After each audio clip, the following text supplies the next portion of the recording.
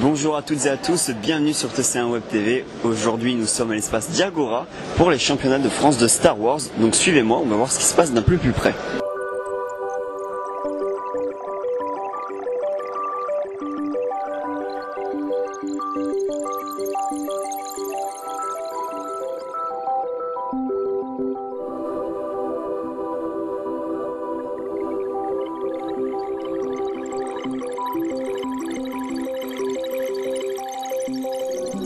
Nous sommes avec Stéphane Bogart, l'organisateur de l'événement. Bonjour, comment allez-vous?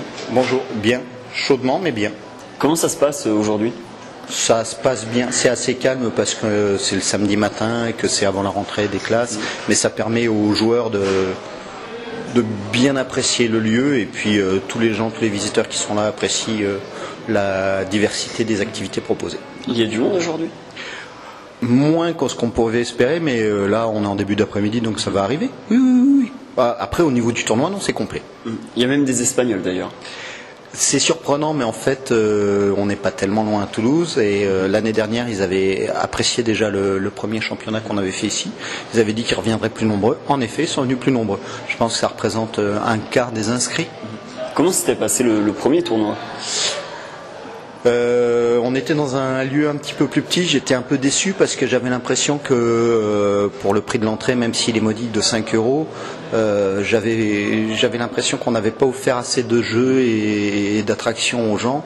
Donc cette année, on a essayé de faire un peu plus grand, de proposer vraiment une grosse espace de jeu, de la dédicace, des photos.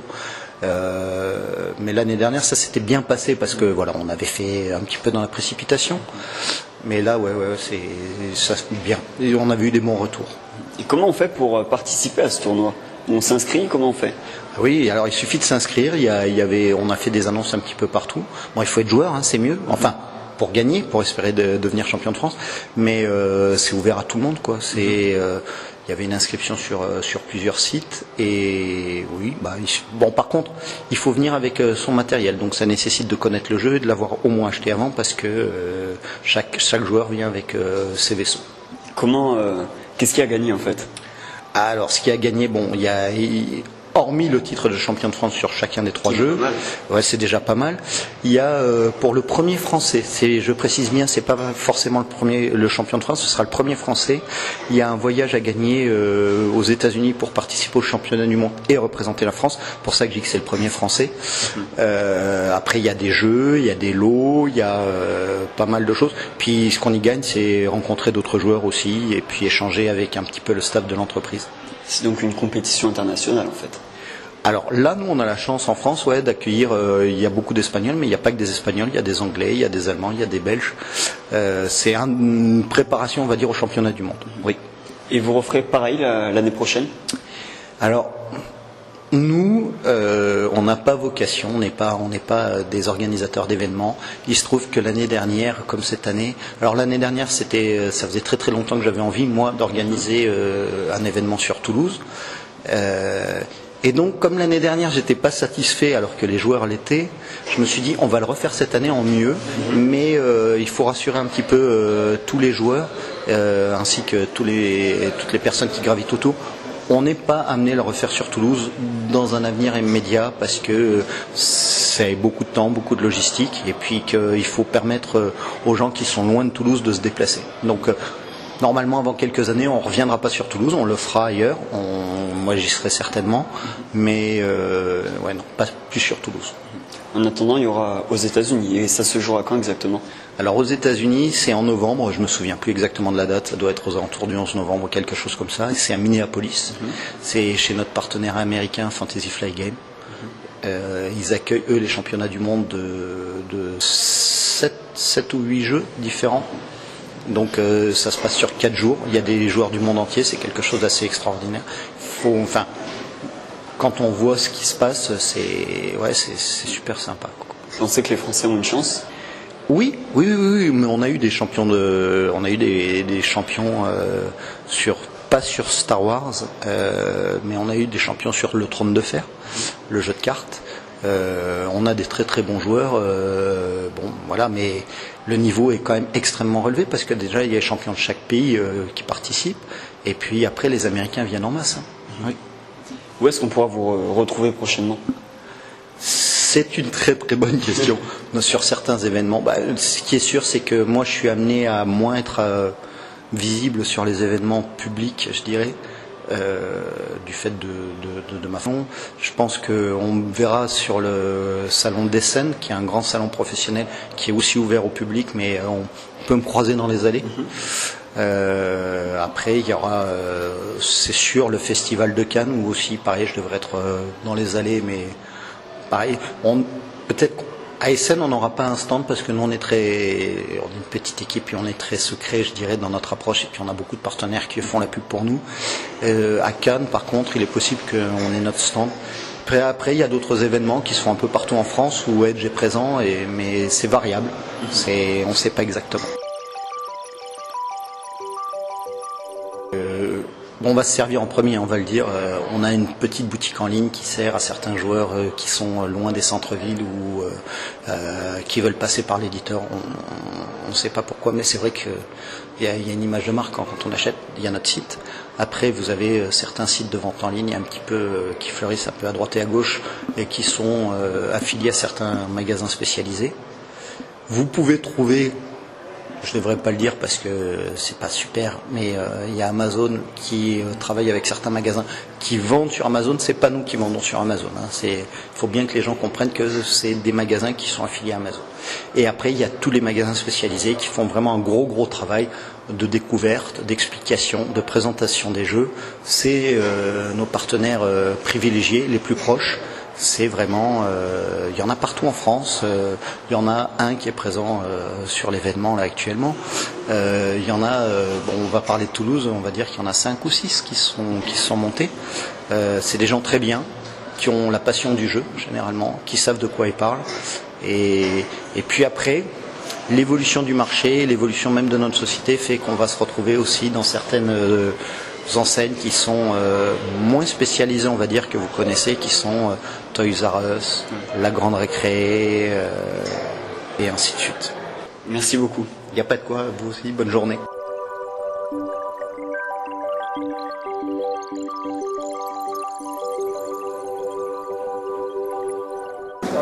Démarrage de la première round. Que la force soit avec vous.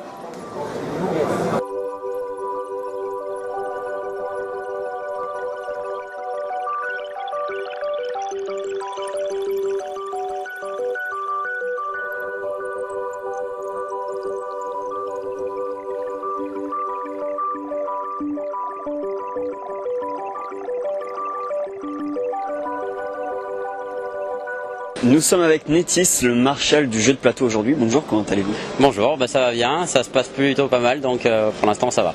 Un marshal, c'est quoi exactement? Le marshal, c'est la plus haute autorité dans le tournoi. C'est celui qui va malheureusement donner les mauvais points aux joueurs qui ont fait des petites erreurs, mais aussi donner les lots à la fin du tournoi, donc c'est toujours très intéressant. Il y a aussi toute une équipe qui est derrière, qui sont les juges, qui sont l'équivalent des arbitres. Et à quoi vous jouez aujourd'hui exactement? Alors là, aujourd'hui, on a le jeu sur lequel tout le monde s'affronte, puisque c'est le jeu très en vogue. Ça s'appelle X-Wing. X-Wing, le jeu de miniature en français. Donc c'est un jeu de miniature avec des petites figurines, des petits vaisseaux Star Wars, ou des petits chasseurs comme le chasseur Alix que Luke Skywalker pilotait, qui vont s'affronter contre des chasseurs taille comme ce qu'avait Dark Vador.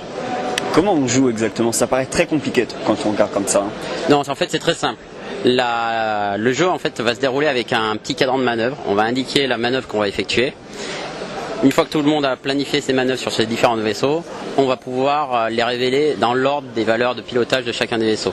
Donc on va commencer généralement par le petit pilote débutant, et ensuite derrière on va escalader petit à petit jusqu'à Dark Vador.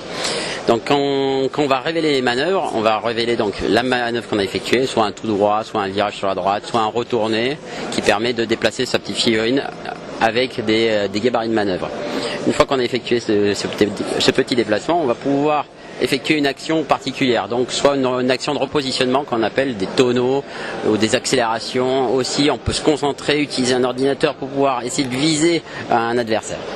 Et ensuite, une fois qu'on a fait ça, On va faire de la phase de combat, et la phase de combat, ça va être dans l'ordre inverse. On va commencer du valeur le plus expérimenté au plus faible, sachant que la valeur du super héros, on va dire, va commencer à tirer, et ensuite derrière il va y avoir un axe de tir sur le vaisseau. Cet axe de tir, tous les vaisseaux qui sont dans cet axe de tir vont pouvoir être pris pour cible.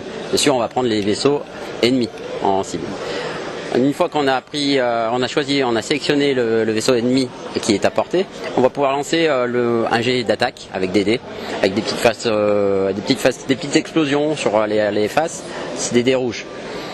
Une fois qu'on a fait ce jet, le défenseur va pouvoir lancer ses dés verts avec des petites flèches qui permettent d'éviter, et pour éviter toutes les petites explosions. Si on en a fait assez, on évite l'attaque. Si on n'a pas fait assez, on va prendre des dégâts d'abord sur les boucliers et ensuite sur le vaisseau. Une fois que la valeur de coque est diminuée à 0, le vaisseau explose et c'est terminé pour celui-là. Heureusement, généralement, on en a deux ou trois autres, donc ça permet de travailler. Et juste derrière nous, là, c'est les championnats de France, c'est ça? C'est exactement ça. Là, on est dans un système premium. Donc en fait, le système premium, il y a différents niveaux. C'est le plus haut niveau. C'est celui où en fait tous les joueurs sont très connaisseurs. Donc là, on arrive dans le haut du gratin. Et là, notamment, on a le champion de France, le double ex-champion de France qui était ici, enfin qui est toujours ici, qui est en train d'affronter avec le numéro 1 T3 qui est par là. Là, en plus derrière, on essaye de prendre à chaque fois des bons pilotes pour pouvoir les mettre au niveau de la caméra, pour pouvoir avoir des bons matchs au niveau de tout ce qui est retransmission sur YouTube. Et là, il y a 123 joueurs exactement qui sont en train de s'affronter pour pouvoir savoir qui va être le nouveau champion de France. Parce que le champion de France, c'est un titre, mais aussi ça va permettre d'avoir un voyage prépayé pour les États-Unis, pour les championnats du monde.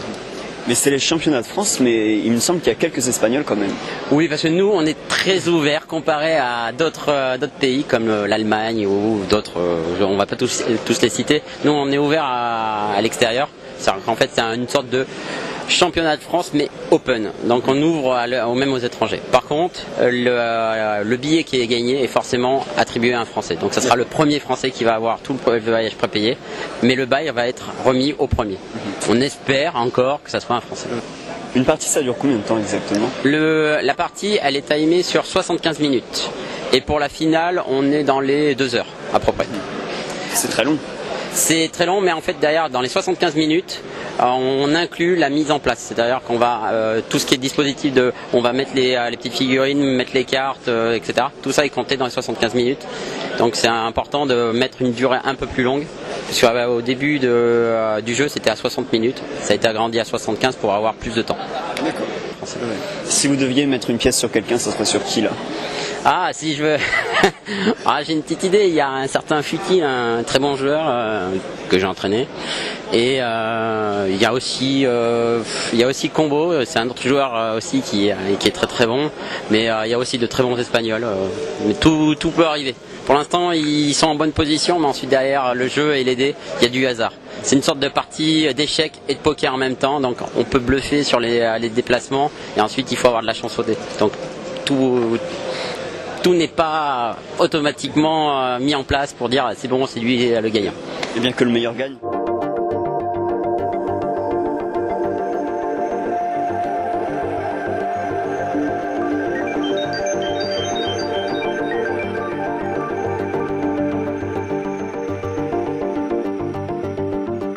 Bonjour, je m'appelle François, je suis venu à Toulouse participer au championnat de France d'X-Wing. Auparavant, j'ai gagné le championnat régional d'X-Wing de Paris, ce qui m'a donné un léger avantage pour commencer ce championnat de France. Et en parlant du régional de Paris, j'ai affronté en finale Daniel, alias Pelayo, à qui je vais passer la parole. Bonjour, alors Daniel Avril, alias Pelayo dans le monde d'X-Wing. Alors j'ai gagné moi mon bail à Orléans en finissant deuxième parce que le premier il avait déjà son bail, donc ça se transfère au deuxième, et je suis venu sur Toulouse pour essayer de faire mieux que l'an dernier où j'avais fini aussi deuxième au championnat de France qui avait eu lieu à Toulouse. Voilà. Et donc Pierre dit futile. Voilà, moi j'ai gagné 2 régionaux, celui d'Amiens et celui d'Orléans face à Daniel, à qui j'ai concédé donc le bail. J'ai jamais gagné de tournoi en nationaux. Ça fait 1 an et demi que je joue et c'est vrai que ça reste vraiment un bon jeu. Donc effectivement l'an dernier c'était mon premier championnat de France. Là c'est mon 2e. On va voir si l'expérience parle. Je pense que pour vous, je sais pas combien vous en êtes de tournois. C'est mon 2e championnat de France aussi, puisque je n'étais pas là l'an dernier. C'était en 2014 par contre. Voilà. Après, en comptant tous les régionaux et les Store Championship, j'en suis à une vingtaine de tournois. Donc ça va. En 2 ans et demi. Ouais. Et donc ça, les cheveux blancs. C'est ça.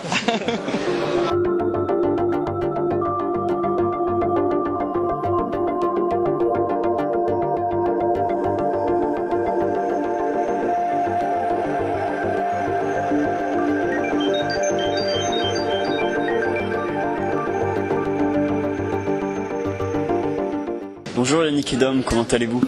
Ben, ça va très bien, je m'amuse, donc ça va très bien. On vous retrouve ici aujourd'hui, qu'est-ce qui explique votre présence? Bien, en fait, j'ai été invité par Hype Media, qui est partenaire un peu de cet événement. Donc ils m'ont demandé tout simplement de venir dessiner en compagnie d'autres dessinateurs, comme notamment Pierre Mine, Pascal Crimson, Cindy Yermakov et Sébastien Cossé. Donc voilà, on est venu pour dessiner, pour montrer un peu ce qu'on en fait. Donc beaucoup de Star Wars pour l'occasion évidemment, mais puis d'autres choses à côté. Donc voilà, on est là. C'est essentiellement Star Wars quand même. Ah ben pour la journée, oui, je veux dire, j'en ai même préparé pas mal pour l'occasion, mais voilà, donc avant tout, moi je présente du Star Wars avant tout, et après bon, il y a d'autres choses à côté, donc il y a à boire et à manger. Oui. C'est un film que vous appréciez énormément de toute façon, Star Wars. Ah ben moi en tant que gamin, j'ai connu le tout premier Star Wars, donc en 77, j'avais 12 ans. Il faut savoir qu'à cette époque-là, les films de science-fiction, c'était vraiment des choses qui étaient faites avec de bouts de ficelle, des trucs comme ça. Les deux seuls, à cette époque-là, les 2 seuls vrais films de science-fiction qui avaient de la qualité, c'était 2001 Odyssée de l'espace et Silent Running. Donc c'était un peu léger. Et quand on a vu évidemment la Guerre des Étoiles à cette époque-là, on prend une claque. Donc fatalement on devient accro à ce genre-là et à ces films, à la saga en particulier. Ouais. Et qu'avez-vous pensé des épisodes suivants? Les épisodes suivants, donc après l'Empire contre-attaque, pour moi ça a été le meilleur. Je crois que pour beaucoup de monde c'est comme ça.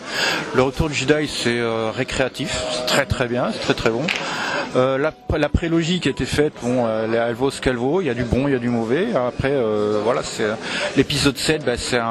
Scénaristiquement, c'est une rue saucée du 4. Donc moi, quand je l'ai vu, je me suis retrouvé comme à l'époque de mes 12 ans. Donc je me suis régalé. Qu'est-ce que vous attendez Il va y avoir encore d'autres épisodes et qu'est-ce que vous en attendez? En fait, je préfère ne pas en attendre justement, comme ça, pour avoir au moins la surprise. Comme ça, je préfère avoir la surprise et comme ça, je serais pas déçu au cas où il y aurait des choses qui seraient mal faites, quoi. Au moins comme ça, pas de problème. Prochainement, il y aura aussi Rogue One. Rogue One, qu'est-ce que ça vous évoque? Les quelques minutes avant le nouvel espoir, donc pour moi ça va être les quelques minutes avant mes 12 ans, quoi. Donc on va voir ce qui va se passer, donc si j'ai bien compris le pitch, on va voir ce qui va se passer juste avant le film, donc le nouvel espoir. Donc la mission qui consiste à voler les plans de l'étoile noire et à la remettre normalement, si je croise les fingers, mais normalement on devrait peut-être voir le moment où ils remettent les plans à la jeune princesse Leia. Espérons voir. Pour moi c'est ça, donc on verra. Et pour vos dessins, où est-ce qu'on va vous retrouver prochainement? Dans d'autres salons? Alors si tout va bien, oui, normalement à Carcassonne début octobre, je sais pas les dates en tête. Fin septembre, je sais plus les dates en tête. Donc il y a le premier festival de Cinespace qui va se faire là-bas. Donc moi je serai présent, ainsi que Hype Media d'ailleurs. Et je crois, oui, il y a Armageddon aussi début novembre qui se passe à Oloron-Sainte-Marie, donc un peu au sud-ouest de Pau. Là on y sera aussi, et après on verra. Adieu Vat. Où est-ce qu'on peut voir vos dessins? Sur Facebook pour suivre vos actualités? Ah oui, ça je fais en sorte qu'il y ait deux posts nouveaux par semaine. Donc j'essaye de donner un rythme à ma page, ouais, toujours pareil, yannick.edom.arts sur Facebook. Merci beaucoup. Merci à vous. Nous sommes avec Cindy Yermakov. Bonjour, comment allez-vous? Oui, ça va bien, merci. Qu'est-ce que vous faites ici aujourd'hui? Eh bien, je dessine, je m'amuse. Et qu'est-ce que vous dessinez exactement? Eh bien là, pour l'occasion, un peu de Star Wars, mais habituellement un petit peu plus morbide, on va dire, saignant. Et donc là, en fait, vous arrivez à mélanger Star Wars avec le morbide, c'est ça? Ouais, en faisant des trucs un peu corrects et pas trop effrayants, mais on y arrive, ouais. Et comment vous vous y prenez?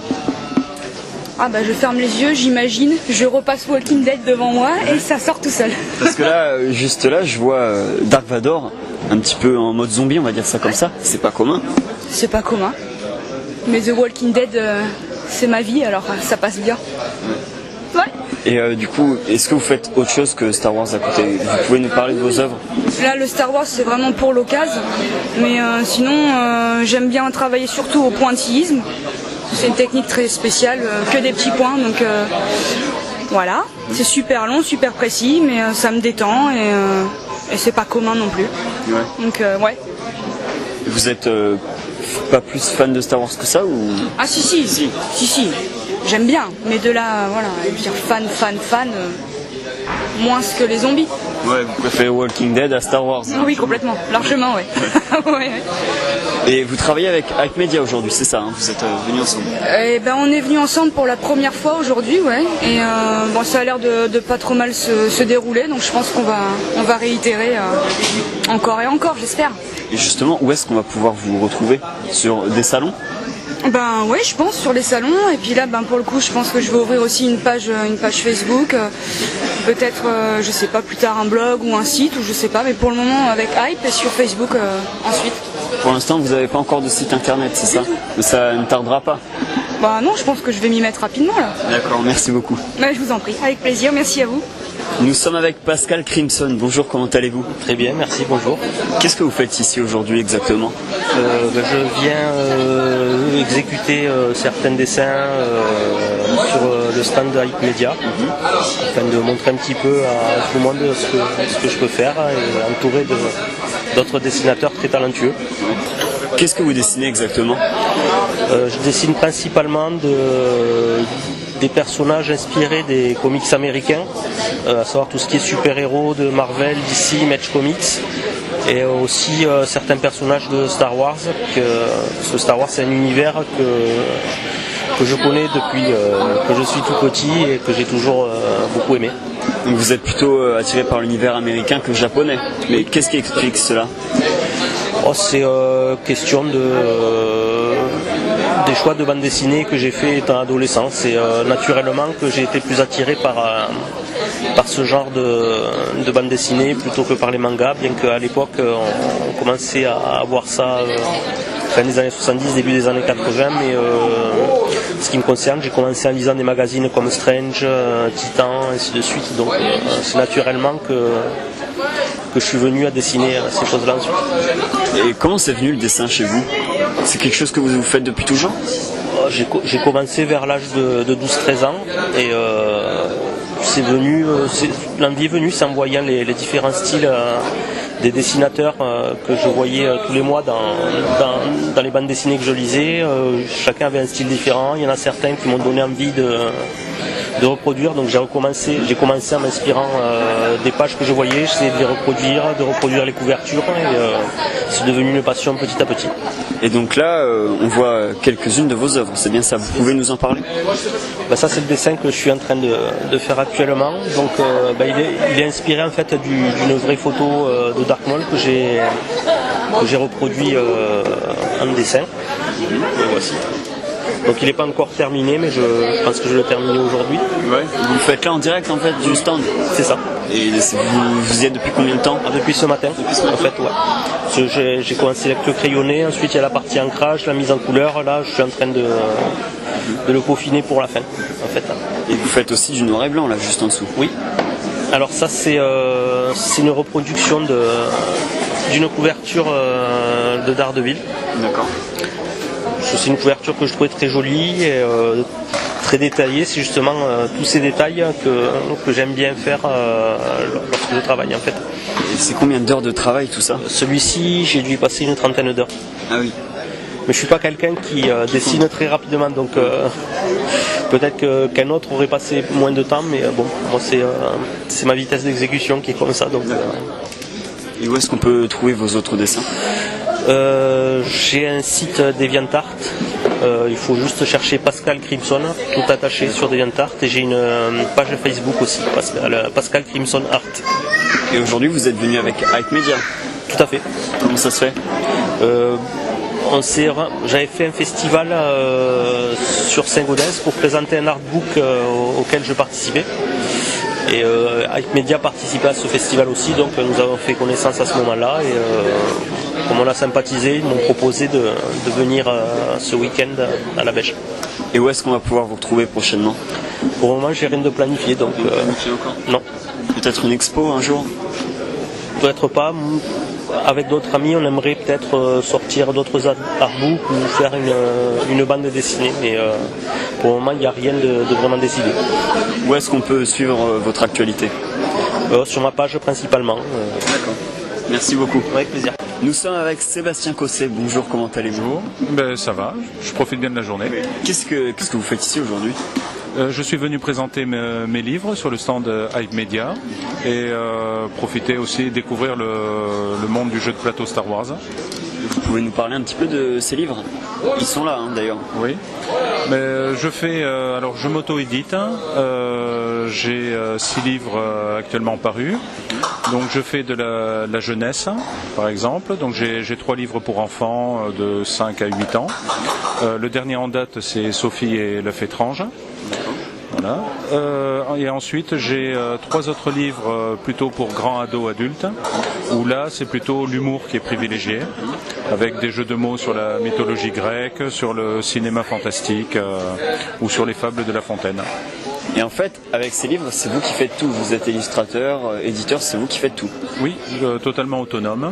Voilà, je me suis lancé dans l'auto-édition, ce n'était pas prévu. Et puis d'année en année, les projets s'enchaînent et je publie environ un livre par an. Et c'est beaucoup de travail. Comment vous faites pour jongler entre tout ça?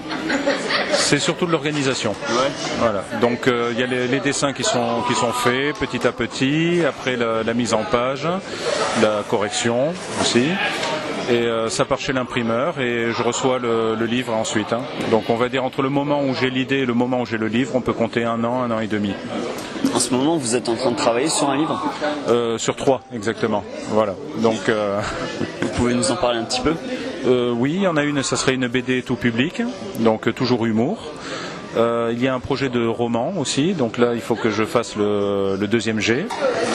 Je l'ai fait relire à des amis et à des proches pour avis, et en tenant compte de ces avis, je vais le réécrire.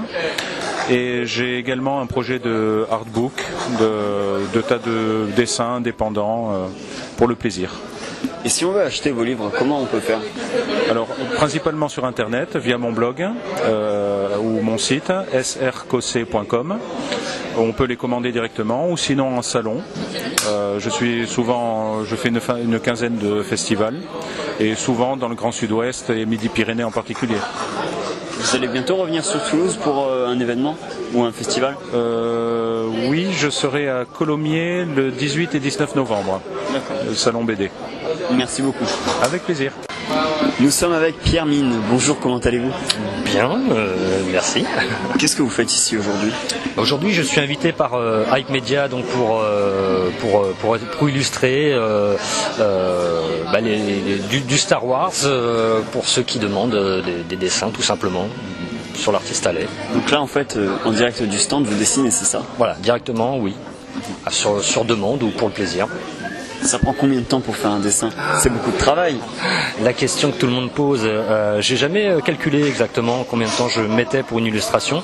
Et tout dépend, je pense, de l'illustration. Après, si on fait quelque chose de léger, je pense qu'on doit mettre 1 heure ou 2. Une estimation, c'est un peu compliqué. Ça dépend vraiment du format, de ce que l'on a à faire passer dans l'illustration, s'il y a beaucoup de détails, de décors et autres. Donc, j'avoue que je fais partie des dessinateurs qui ne savent pas vraiment combien de temps on met pour dessiner. On ne voit pas le temps passer en fait quand on dessine. Par exemple, sur ce dessin, est-ce que vous avez un ordre d'idée? Celui-ci, j'ai dû mettre. Faut savoir qu'on les fait en plusieurs fois. Parfois, on revient dessus pour se corriger. Je dirais que j'ai dû mettre 5 ou 6 heures. C'est une estimation totalement aléatoire, je ne sais pas du tout, mais j'estime oui à peu près 5 ou 6 heures de dessin. Ouais. Par contre, il n'a rien à voir avec l'univers Star Wars. Celui-ci, non, du tout. C'est mon personnage, ma création, qui est le patrouilleur, un super-héros français.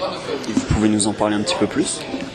Oui, comme je disais, je me suis lancé dans le défi de créer un super-héros, mon super-héros français, puisque quand on dit du Spider-Man ou autre, c'est sympa de voir les personnages évoluer à Manhattan et autres. Moi, je voulais mon personnage qui évolue en France. Donc j'ai créé ce personnage dans les années 2000. Et c'est en 2008 que le studio Vanga Comics m'a contacté pour que je leur présente le projet, parce qu'ils avaient vu quelques croquis. Et à partir de là, on est parti dans l'aventure pour lancer les premiers épisodes, donc qui sont sortis en 2009. Et voilà, pour l'instant, le succès a été immédiat, je dirais. Et puis, la suite devrait arriver prochainement. Donc, on voit votre personnage dans les rues de Paris ou de Toulouse ? Pour l'instant, il est dans les rues de Paris. C'était un peu plus simple et plus hexagonal de le faire sur Paris. Après, il n'est pas impossible que l'on le voit dans différentes villes, voire en Europe. Ce serait plus intéressant, ouais. Et où est-ce qu'on va pouvoir vous retrouver, vous, prochainement ? Alors pour l'instant, je n'ai pas encore de date, j'avoue. Beaucoup de choses se profilent. On a des dates pour, en tout cas avec le studio Vanga Comics pour le festival de Saint-Malo. Je ne sais pas si j'y serai. Tout dépend de l'emploi du temps, puisque comme beaucoup de dessinateurs, je dessine à côté. Donc pour l'instant, j'ai envie de dire, ce sera à suivre sur le site de Vanga Comics ou éventuellement sur ma page Facebook et mon site. Et vous travaillez sur quelque chose en particulier en ce moment ? Toujours le patrouilleur, dont le numéro 3 est terminé et va sortir donc en album qui regroupe le numéro 1 et le numéro 2. Et donc ce numéro 3 inédit. Et à côté de ça, je réalise une petite série, alors plus pour le plaisir, qui s'appelle Express Salle, qui est une histoire polar fantastique. Et pour l'instant, je suis en train de réaliser les pages. Je ne sais pas encore quand et chez qui il va sortir. Bien que Vanga Comics soit fortement indiqué. Où est-ce qu'on peut les retrouver, vos albums ? Sur la boutique de Vanga Comics et sur les festivals. Bon là, pas ici malheureusement, je n'avais pas de matériel disponible, mais bon, principalement donc, comme je disais, sur le site de Vanga Comics et sur festival, certaines librairies, bien que j'en profite pour lancer l'appel, si des librairies ont envie de distribuer du Vanga Comics, qu'elles n'hésitent pas à nous contacter. Et comment on peut vous contacter ? Directement via le site, toujours internet, sur le site de vangacomics.com. Merci beaucoup. Merci à vous. Nous sommes avec Fabrice Labrousse. Bonjour, comment allez-vous ? Bonjour, très bien, merci. En plus, il fait très chaud dehors et puis c'est un beau salon, donc on se régale. Et qu'est-ce que vous faites ici aujourd'hui exactement ? Aujourd'hui, on m'a invité pour présenter le livre que j'ai coécrit avec Francis Chal et donc qui est sorti en fin d'année dernière pour la sortie de l'épisode 7, qui s'appelle Star Wars décrypté, donc qui est on peut le dire, qui est une bible sur Star Wars, la version cinéma, tout ce qui s'est passé, donc comment est né le phénomène Star Wars depuis 1975 donc jusqu'à nos jours en fait. De quoi traite exactement ce livre Star Wars décrypté ? Qu'est-ce que ça signifie ? Alors voilà, donc on parle uniquement de la partie cinématographique, donc il y a déjà 600 pages, plus de 600 pages, donc on s'est vraiment contenté de ça. Et donc on étudie vraiment toute sa partie cinématographique, comment finalement Star Wars est arrivé au phénomène de société qu'on connaît aujourd'hui.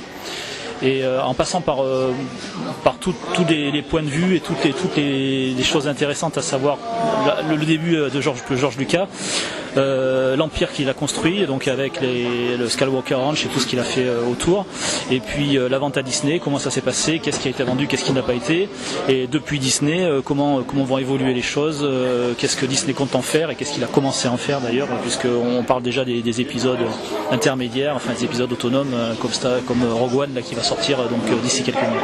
Et justement, est-ce que vous avez des attentes sur ce nouvel épisode ?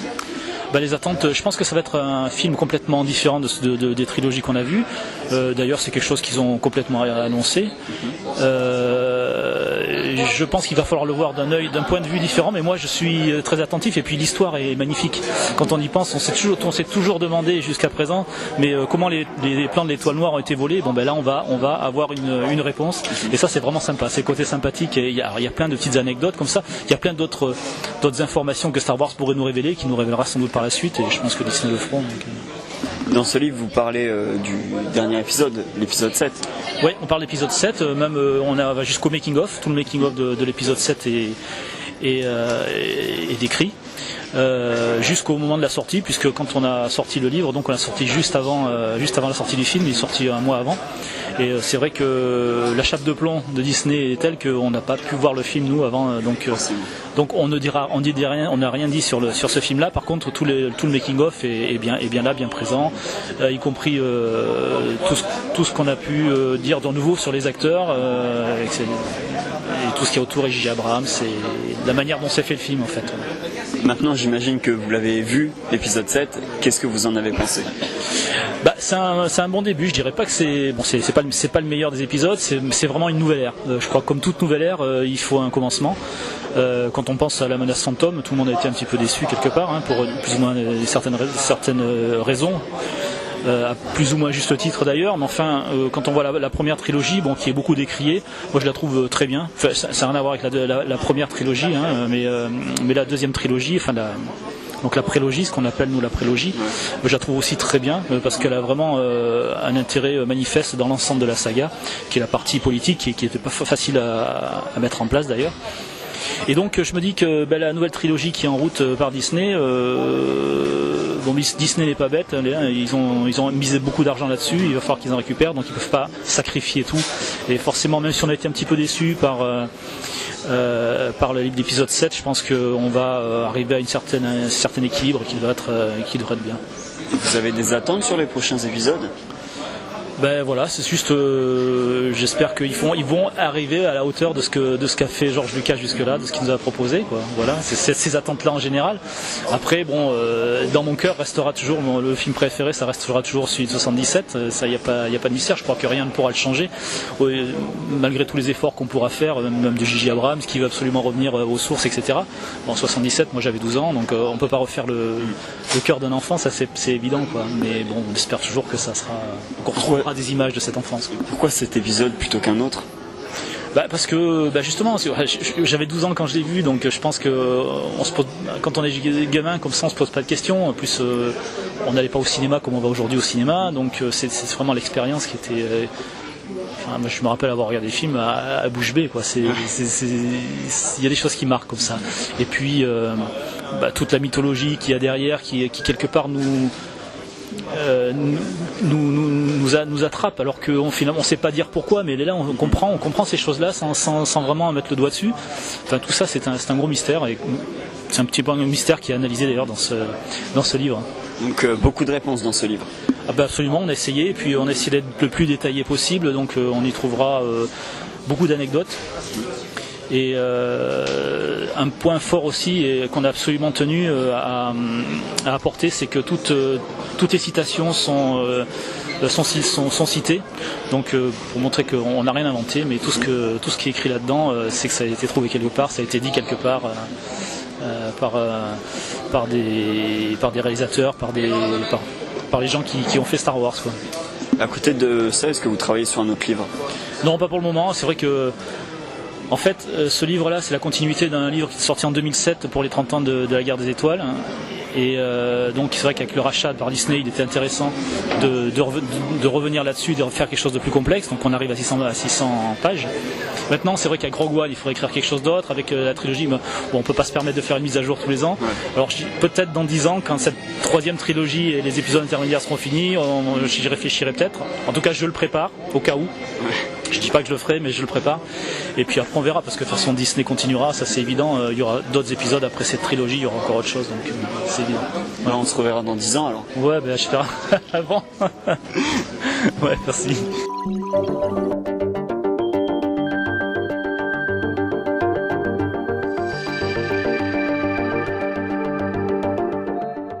Déjà bonjour tout le monde. ici, on est venu faire présenter la nouvelle exposition avec plusieurs inédits. Donc l'exposition qui est présentée là, il y a 22 tableaux qui sont présentés, dont 5 inédits. Ensuite, on a installé un petit photocall pour pouvoir faire quelques portraits des fans qui sont venus déguisés.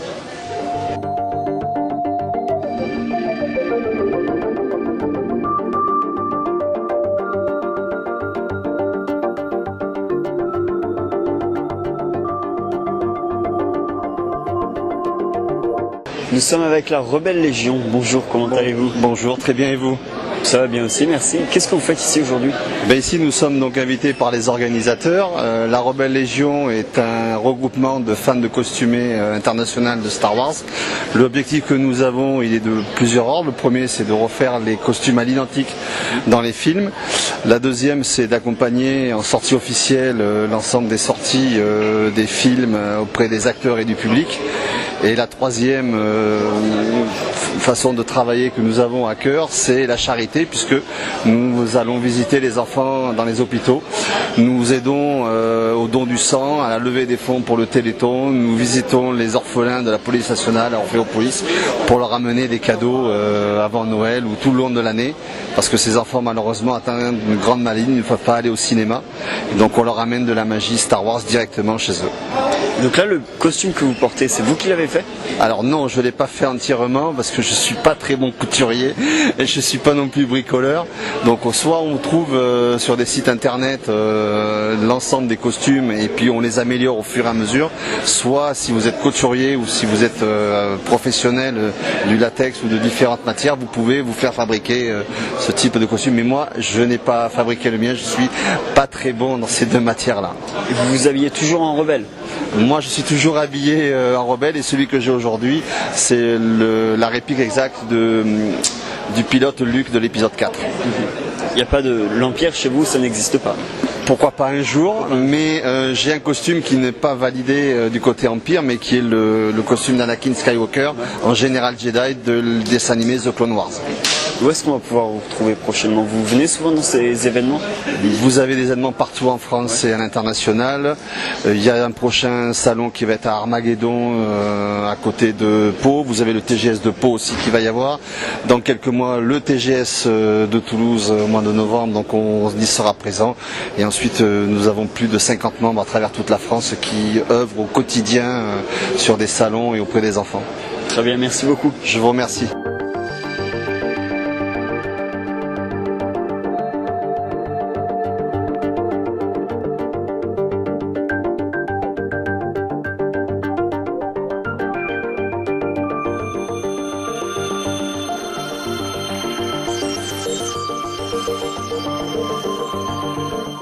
Nous sommes avec Jérémy, membre du FX Predator. Bonjour, comment allez-vous? Bien, et vous? Bien aussi. Qu'est-ce qui explique votre présence ici aujourd'hui? On est venu sur ce salon à l'appel de Edge, du coup, qui organise le championnat de X-Wing, et du coup ils nous ont demandé de venir faire un petit stand, exposer nos casques, etc., et faire une déambulation en costume, une petite animation, quoi. FX Predator, c'est quoi exactement? C'est une association créée en 2009 de passionnés qui en fait fabriquent des costumes par sculpture, moulage, par couture. On fait des répliques de costumes existants dans les films et des créations personnelles. Et alors vous, est-ce que vous avez votre propre costume? Je commence à en avoir un petit paquet, je dois en avoir 5-6 là, la plupart c'est du Star Wars et le seul truc différent ça va être Deadpool maintenant qui sort un peu de l'univers Star Wars, quoi. On vous retrouve souvent dans ce genre de convention ou ce genre d'événement? Ouais, quand même. Ouais. Là, cette année, j'ai dû faire, moi personnellement, entre les salons avec FX Predator, les sorties personnelles, puis je suis membre 500 aussi, donc j'ai dû faire une quarantaine, cinquantaine de sorties dans l'année, ouais. Et c'est vous qui faites vous-même votre propre costume? Ouais, entièrement, ouais. Comment vous faites? Combien de temps ça prend? Du temps, ça va en prendre énormément. Il faut compter, par exemple, un casque que je vais sculpter. Il va falloir compter au moins 3 mois de sculpture, sans compter ensuite le moulage et les tirages, plus la finition, donc ça prend énormément de temps quand même. Actuellement, vous travaillez sur un costume? Là, j'ai le Deadpool à finir, j'ai deux armures de Star Wars que je suis en train d'essayer de préparer pour la sortie de Rogue One à la fin de l'année, et je suis sur une création perso, une armure dont j'ai fait le design. Ouais. Voilà. Pas plus d'infos? On verra quand ça aura pris forme déjà, on va dire. Où est-ce qu'on va pouvoir vous retrouver prochainement? Le prochain salon, là, ça va être le PAGS, donc PAGS à Pau, quoi. Ensuite, on va enchaîner avec le salon Armageddon à Oloron-Sainte-Marie et ensuite TGS en fin d'année. Ok, merci beaucoup. Avec plaisir, merci.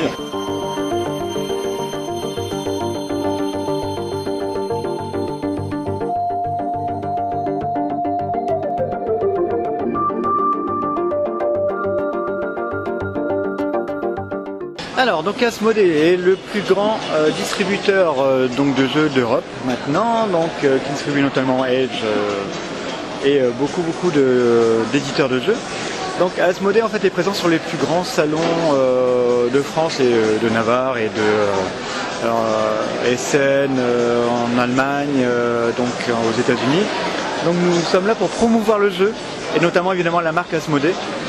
Nous animons les jeux à Asmodée, donc ici parmi le festival, donc le championnat de France Star Wars, donc tout ce qui est en rapport avec Star Wars, mais aussi la gamme Asmodée, donc le plus grand public possible. Et nous sommes là pour animer, c'est-à-dire faire plaisir aux gens, leur expliquer les règles, et pour qu'ils puissent derrière évidemment l'acheter au niveau des boutiques. C'est quand même le but principal d'Asmodée, c'est la vente, faut pas se le cacher, mais du coup on est là aussi avec notre joie et notre bonne humeur. Et généralement les gens partent ravis d'un festival. Voilà, c'est notre but principal, faire jouer les gens.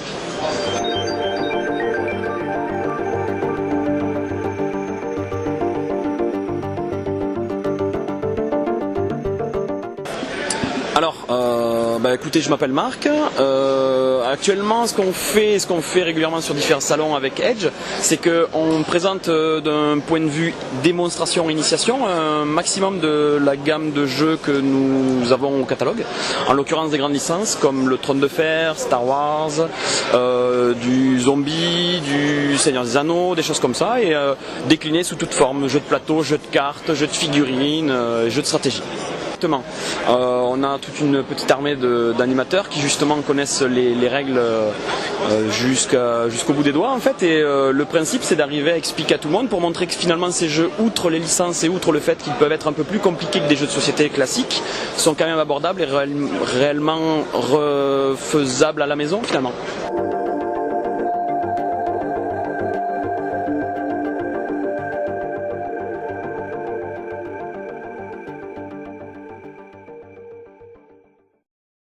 Alors bonjour, moi c'est Stéphane, je fais partie de l'association Hype Media.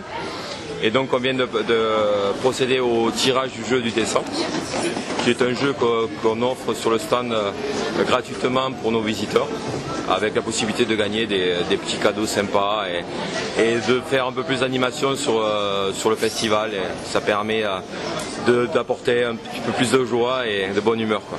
Voilà. Le dessin pour les amateurs de jeux de rôle que nous sommes, puisque la plupart des membres de l'association Media ont été des joueurs de jeux, des rôlistes. Et donc le dessin pour nous ça a une valeur qui est assez sympathique.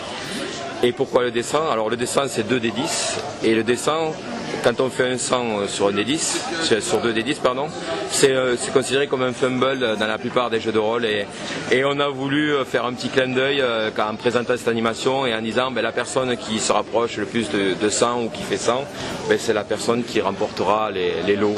C'est juste un petit clin d'œil aux rôlistes et on trouve ça assez sympa, c'est sympa à animer et puis voilà, ça demande pas beaucoup à réfléchir, c'est juste un peu de bonne humeur sur le stand et ça permet à tout le monde de venir, de participer à la fête et c'est le plus important. Voilà.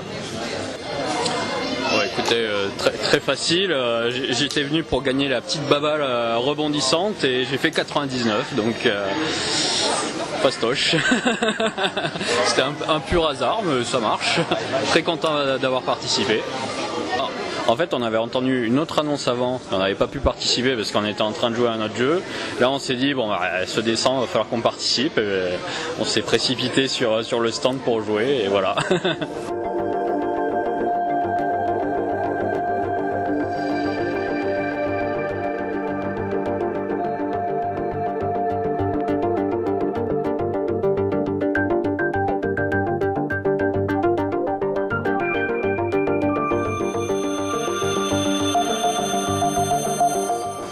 je m'appelle Drakenstein dans le monde de Star Wars X-Wing et actuellement pour le championnat de France je suis juge sur les tables X-Wing et aussi Imperial Assault en doublon. La qualification ça a été assez rude, il y avait des grosses têtes de liste qui au bout de 5-6 matchs avec le cumul de la fatigue, le stress ont malheureusement perdu leur match et se sont retrouvés exclus du top. Et certains qui étaient on va dire considérés comme des outsiders ont fait une percée et là sont encore en jeu et c'est assez agréable de voir que malgré la méta omniprésente du triple jump et de la Palpa Ace, on peut voir du VCX et du K-Wing ou même encore du double IG mener le jeu. Hier il y avait la qualification où on prenait toutes les personnes à avoir au minimum 6 victoires. Une fois qu'on avait toutes ces personnes qui avaient 6 victoires, on devait faire un top 16. Sauf qu'on se retrouvait avec une quantité de personnes à 5 victoires énorme. Donc pour limiter on va dire les pertes et aussi un peu les gens déçus de ne pas être qualifiés. Ce matin on a fait un barrage, donc c'est-à-dire qu'on a pris donc sur les 9 personnes qu'on avait de qualifiées automatiquement grâce à leurs 6 victoires et 7 victoires pour certains, on en a pris donc, que je vous dise pas de bêtises, on avait besoin de 7 autres personnes, on a fait 14 personnes donc 14 personnes avec 5 victoires qui se sont affrontées, ils sont en gros tous à 5 victoires se sont entretués pour garder que les 7 meilleurs qui ont été qualifiés et maintenant sont en phase de qualification. Une fois rentré dans la qualification, défaite, c'est fini. Les personnes sortent, alors que hier c'était sur un cumul de victoires, 2 points et ainsi de suite, donc on pouvait avoir jusqu'à 2 défaites sans être perdu. Alors aujourd'hui on a X-Wing, mais en parallèle on a toujours dans le monde de Star Wars Imperial Assault qui sont on va dire des combats terrestres vus de près où ce sont des petites escouades qui s'affrontent et on a Armada, c'est X-Wing vu de loin où c'est des batailles qui sont épiques avec des croiseurs, des destroyers interstellaires ainsi de suite, donc vraiment plus un effet de dézoom sur les X-Wing plus des petites escarmouches de vaisseaux. Je suis Rafi, je suis un joueur de Limoges et je suis venu pour le championnat de France de X-Wing. Et hier j'ai pas été qualifié pour le top 16 aujourd'hui. Je vais faire le side event tout à l'heure en espérant que je ferai un meilleur score que hier et que les dés seront avec moi cette fois-ci. Alors je m'appelle Frédéric, pseudo Cody. Aujourd'hui j'ai joué à Star Wars Assaut sur l'Empire. J'ai fait l'aller-retour dans la journée, je suis de Bordeaux. Et c'est la première fois que je participe à un tournoi.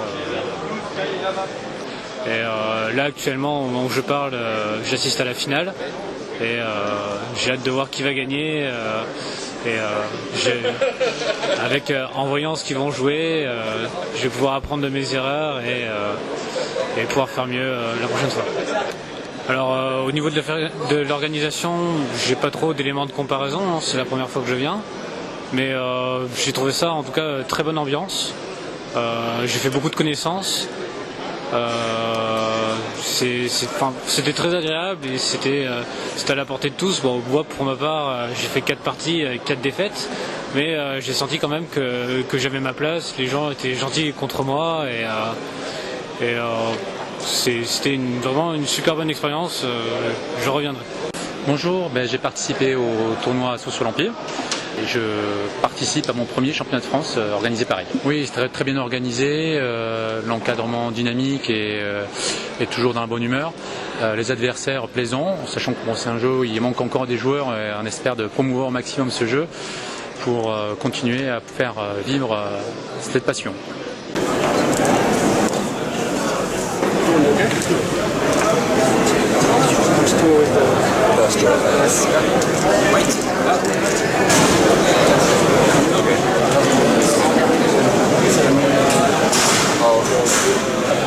Yeah, it's okay.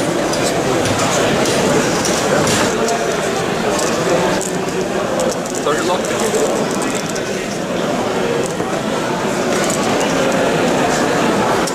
Six of them.